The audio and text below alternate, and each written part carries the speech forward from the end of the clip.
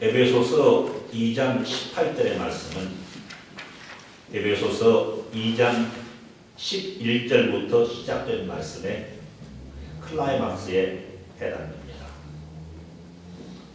기독교 신앙의 가장 중요한 교리들 중에 하나를 포함하고 있는 구절입니다.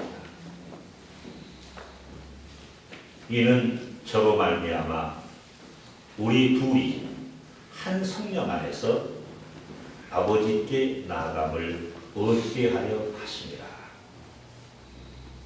삼위일체의 교리가 이 구절 안에 들어 있습니다. 저가 누구입니까? 예수 그리스도입니다. 성자 하나님입니다. 성령 하나님 그리고 아버지 곧 성부 하나님이 이 구절 안에 계십니다. 삼위일체 교리는 기독교를 다른 종교와 확연히 구분하는 기독교 신앙의 중심 교리입니다. 하나님은 한 분이신데 세 유격이 계시다고 하는 삼위일체 교리는 우리의 논리로 설명할 수가 없는 심오하고 위대한 진리입니다. 하나님은 한 분이십니다. 한 분 하나님 안에 성부, 성자, 성령 세 유격이 계십니다. 예수 그리스도는 참 하나님이십니다. 마찬가지로 성령도 참 하나님이십니다. 성부 하나님, 성자 하나님, 성령 하나님 모두 참 하나님이십니다. 이 세 위격의 하나님께서 한 하나님이십니다. 삼위일체 교리를 인간들이 납득할 수 있도록 설명할 수 없는 이유는 삼위일체와 같은 존재가 이 존재와 견줄만 한 것이 인간 세상에 존재하지 않기 때문입니다. 우리는 무언가를 설명할 때 무언가를 예로 들어 설명을 합니다. 그런데 삼위일체 교리는 기독교 교리에만 있습니다. 성경에만 있습니다. 세상 어느 곳에서도 유사한 것을 찾을 수가 없습니다. 그래서 설명을 할 수가 없습니다.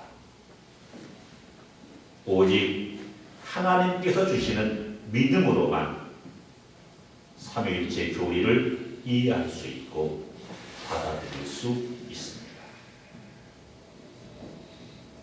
예수 그리스도의 십자가에서의 죽음이 유대인과 이방인 사이에 막혀있던 담을 제거했다고 말씀드렸었습니다. 예수 그리스도가 십자가에 달려 피 흘려 죽음으로써 하나님과 우리 사이를 가로막고 있던 장막이 제거되었다고 말씀드렸었습니다. 유대인들과 이방인 사이를 가로막고 있던 담이 제거됨으로써 유대인들과 이방인들 사이에 화목이 이루어졌습니다. 하나님과 우리 사이를 가로막고 있던 장막이 제거됨으로써 하나님과 우리 사이에 화평이 이루어졌습니다. 오늘 우리가 살펴보고 있는 에베소서 2장 18절은 왜 유대인들과 이방인들 사이에 화목이 이루어져야 했는지, 왜 하나님과 우리 사이에 화평이 이루어져야 했는지를 말씀해주고 있습니다. 이는 저로 말미암아 우리 둘이 한 성령 안에서 아버지께 나아감을 얻게 하려 하심이라. 우리 둘, 유대인들과 이방인들이 하나님께 나아갈 수 있게 하기 위해서 예수 그리스도께서 십자가에 달려 돌아가셨다는 말씀입니다. 죄로 인하여 유대인들과 하나님 사이가, 이방인들과 하나님 사이가 막혀 있었습니다. 유대인들과 하나님 사이에, 이방인들과 하나님 사이에 화평이 없었습니다. 유대인들과 하나님 사이에 화평이 없었기에 이방인들과 하나님 사이에 화평이 없었기에 유대인들도 이방인들도 하나님 앞에 나아갈 수가 없었습니다. 유대인들이 하나님 앞에 나아가려면, 이방인들이 하나님 앞에 나아가려면 유대인들과 하나님 사이에, 이방인들과 하나님 사이에 화평이 있어야 했습니다. 화평이 없이는 어느 하나님 앞에 나아갈 수가 없었습니다. 유대인들과 하나님과의 사이에, 이방인들과 하나님 사이에 막힌 담을 제거하고 화평을 이루게 하려고 예수 그리스도께서 십자가에 달려 죽으셨습니다. 여러분들 중에서는 이런 질문을 하실 수 있을 것입니다. 우리와 하나님 사이를 가로막고 있는 장막을 제거하기 위해서 하나님께서는 꼭 예수님을 죽게 하셔야 했습니까? 다른 방법은 없었습니까? 하나님은 사랑이신데 사랑이신 하나님께서 꼭 그렇게 하셔야만 했습니까? 네. 그렇게 하셔야만 했습니다. 그렇게 하실 수밖에 없으셨습니다. 사랑의 하나님은 또한 공의의 하나님이십니다. 하나님의 사랑과 공의는 분리될 수가 없습니다. 하나님의 사랑과 공의는 언제나 같이 역사하십니다. 하나님의 사랑과 공의에는 높고 낮음이 없습니다. 순위에 차등이 없습니다. 하나님의 사랑을 위하여 하나님의 공의가 희생될 수 없고 하나님의 공의를 위하여 하나님의 사랑이 희생될 수 없습니다. 우리와 하나님 사이의 장막을 제거하기 위하여 사랑의 하나님께서 예수 그리스도를 죽게 하실 수밖에 없었던 까닭이 거기에 있습니다. 얼마 전에 한국에서 국회의원 총선거가 있었습니다. 선거일이 가까워지면서 진박 마케팅이라는 말이 회자되었습니다. 진짜 박근혜 사람임을 내세워 유권자들의 표를 얻겠다는 전략이었습니다. 왜 이런 전략을 동원했겠습니까? 자기가 박근혜 대통령과 가까우니까 자기를 찍어주어야, 자기를 당선시켜 주어야 지역개발에 필요한 예산을 많이 끌어올 수 있고 해당 지역에 유리한 정책들을 펼칠 수 있다는 것이었습니다. 그때 본인 스스로는 별다른 말을 하지 않았는데도 모든 사람이 진박으로 진짜 박근혜 사람으로 인정하는 사람이 있었습니다. 이정현 의원이었습니다. 어느 기자가 이정현 의원에게 물었습니다. 얼마나 자주 대통령과 통화하십니까? 기자의 질문에 이정현 의원이 뭐라고 답했는지 아십니까? 필요하면 아무 때나 합니다. 하루에 몇 차례씩 할 때도 있습니다. 대통령과 아무 때나 통화를 할 수 있는 이정현 의원과 박근혜 대통령 사이에는 화평이 있다는 이야기입니다. 화평이 있기에 국가원수에게 아무 때나 전화를 할 수 있는 것입니다. 그런데 선거 당시에 새누리당의 대표였던 김무성 의원과 박근혜 대통령과의 사이는 어떠했습니까?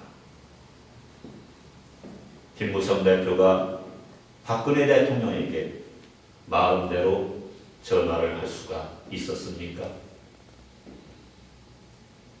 박근혜 대통령과 김무성 대표 두 사람만 정확한 답을 할 수가 있겠지만 박근혜 대통령과 김무성 대표가 수시로 통화를 했었을 것이라고 믿는 사람은 아무도 없을 것입니다.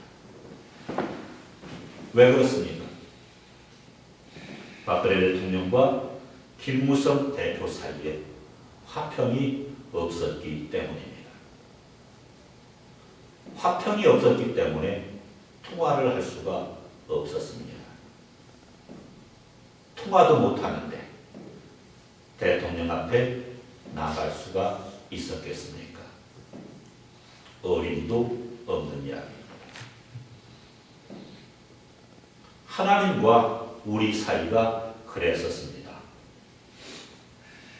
우리들과 하나님 사이에 화평이 없었기 때문에 우리가 하나님 앞에 나아갈 수가 없었습니다.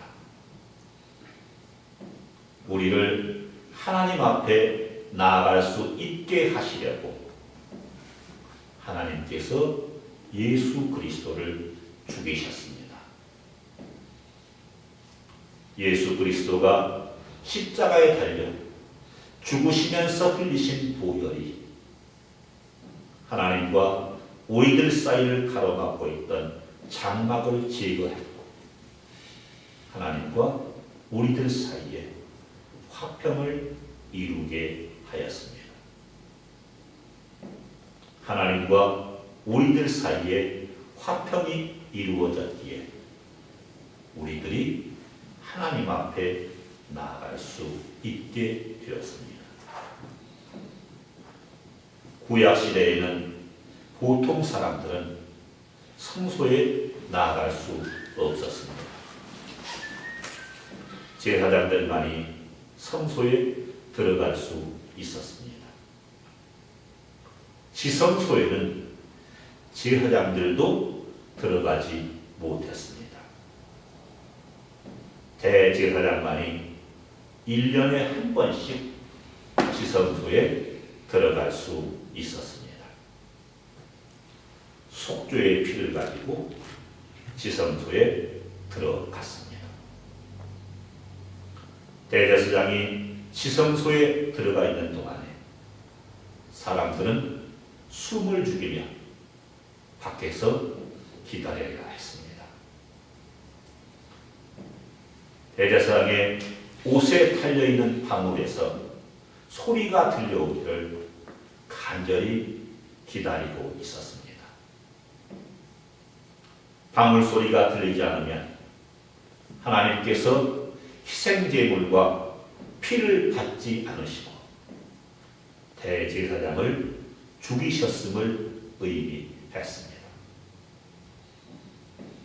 하나님의 존전에 나아가는 것은, 지성소에 들어가는 것은 엄청난 두려움이었습니다. 이사야 선지자는 하나님은 소멸하는 불이라고 말했습니다. 그리스도의 십자가에서의 죽음이 우리들과 하나님 사이에 화평을 이루었고, 그리스도로 말미암아 한 성령을 통해서 우리 스스로 지성소로 나아갈 수 있게 되었습니다. 우리가 직접 하나님께 나아갈 수 있게 되었습니다. 우리가 직접 하나님께 아뢰 수 있게 되었습니다. 우리 주님께서 기도를 가르쳐 주실 때 뭐라고 말씀하셨습니까? 하늘에 계신 우리 아버지라고 하셨습니다. 그 기도를 누구에게 가르쳐 주셨습니까? 우리에게 가르쳐 주셨습니다. 우리더러 하나님을 우리 아버지라고 부르라고 하셨습니다. 우리가 아버지께 나아간다는 것이 무슨 뜻입니까? 우리가 하나님과 직접 교통한다는 뜻입니다. 우리가 하나님을 아버지라고 부를 수 있다는 뜻입니다. 우리의 필요와 소용을 하나님께 직접 아뢰 수 있다는 말입니다. 우리의 죄를 하나님께 직접 고하고 용서를 구할 수 있다는 말입니다. 이제 중간에 누군가가 끼어 있어야 할 이유가 없어졌습니다. 대제사장이 우리를 대신하여 희생제물을 드려야 할 이유가 없어졌습니다. 누군가가 우리를 대신하여 하나님께 빌어야 할 이유가 없어졌습니다. 우리가 직접 아버지께 나아갑니다. 우리가 직접 아버지께 용서를 구합니다. 우리가 직접 아버지께 필요한 것을 아릅니다. 우리에게 더 이상 중보자가 필요치 않습니다. 어느 누구도 우리를 위하여 중보자가 되어줄 수도 없습니다. 우리가 흔히 쓰고 있는 중보 기도라는 표현은 아주 잘못된 것입니다. 인간은 중보자가 될 수 없습니다. 사제이건 목사이건 어느 누구도 중보자가 될 수 없습니다. 중보자는 오직 한 분이십니다. 예수 그리스도만이 하나님과 우리 사이에서 중보자가 되십니다. 말씀을 정리합니다. 우리는 한 성령으로 아버지 앞에 나갑니다.